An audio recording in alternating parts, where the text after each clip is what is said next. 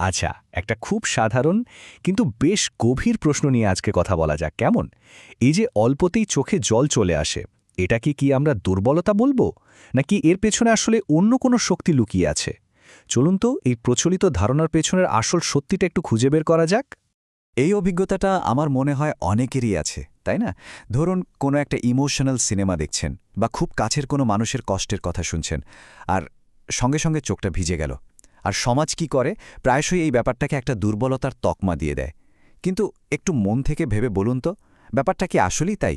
তো চলুন সবার আগে দেখে নিই সমাজ এই বিষয়টা নিয়ে কি ভাবে। কারণ সত্যি বলতে আমাদের নিজেদের ভাবনাগুলো তো চারপাশের মানুষের ধারণা দিয়েই অনেকটা তৈরি হয়, তাই না? ব্যাপারটা অনেকটা এরকম। সমাজে একটা ধারণা বেশ গেঁথে গেছে যে যারা নিজেদের আবেগ একদম শক্ত হাতে কন্ট্রোল করতে পারে তারাই নাকি মানসিকভাবে শক্তিশালী।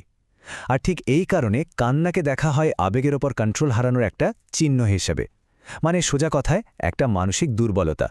কিন্তু আসল প্রশ্নটা হলো, এই যে এতদিনের একটা বিশ্বাস যুগ যুগ ধরে চলে আসছে, এর পেছনে বিজ্ঞান কি বলে? এর কি কোনো বৈজ্ঞানিক ভিত্তি আছে? চলুন মনোবিজ্ঞানীরা এ ব্যাপারে কি বলছেন সেটাই এখন একটু জেনে নেওয়া যাক। আচ্ছা, এখন আমরা দেখব এই সহজে কাদার পেছনের সায়েন্সটা কি, এর মনস্তাত্ত্বিক আর বৈজ্ঞানিক কারণগুলো কি কি।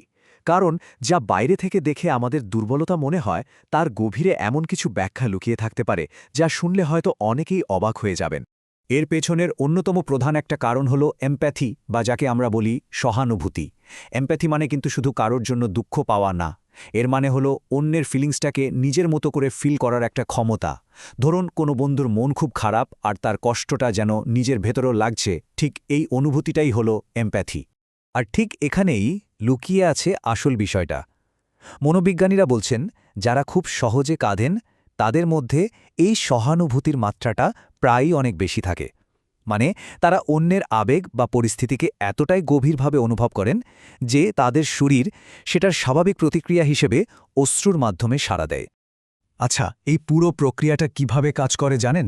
খুবই ইন্টারেস্টিং কিন্তু। এটা আসলে একটা একদম স্বাভাবিক বায়োলজিক্যাল প্রসেস। দেখুন, প্রথমে কি হয়, কোনো একটা ঘটনা, ধরুন একটা দুঃখের সিনেমা, এটা একটা ইমোশনাল ট্রিগার হিসেবে কাজ করে। এরপর যাদের এমপ্যাথি বেশি তাদের মনে একটা গভীর প্রতিক্রিয়া হয়। এতে কি হয়, ব্রেন তখন আবেগের ভারে প্রায় অভিভূত হয়ে পড়ে। আর ঠিক তখনই এই জমে থাকা মানসিক চাপ কমানোর জন্য আমাদের শরীর কান্নাকে একটা মুক্তির পথ হিসেবে বেছে নেয়। সিম্পল। তো এই যে আমরা কান্নাকে একটা রিলিজ বা মুক্তি বলছি, এই ইমোশনাল রিলিজ জিনিসটা আসলে কি? চলুন এবার একটু গভীরে গিয়ে দেখি এই ইমোশনাল রিলিজ আমাদের কিভাবে সাহায্য করে।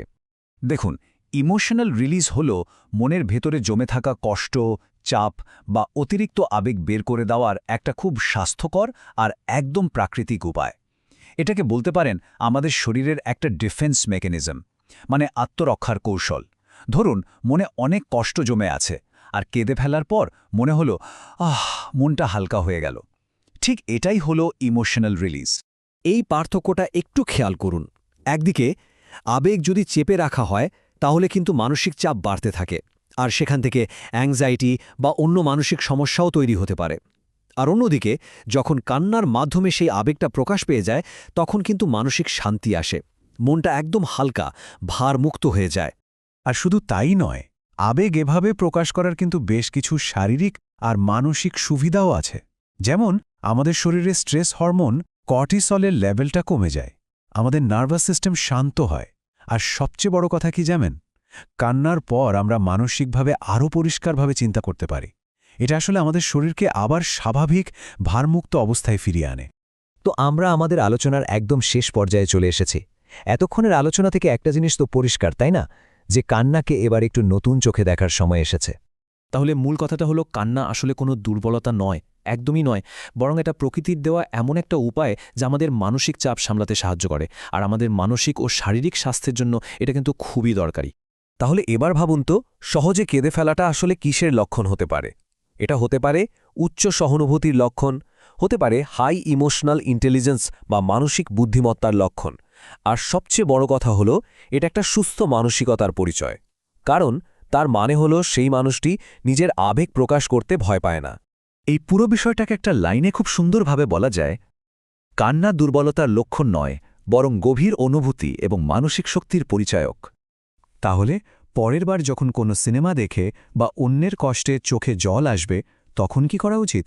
লজ্জিত হওয়া, নাকি নিজের এই মানসিক শক্তি আর সহানুভূতির ক্ষমতাকে স্বীকার করে নেওয়া?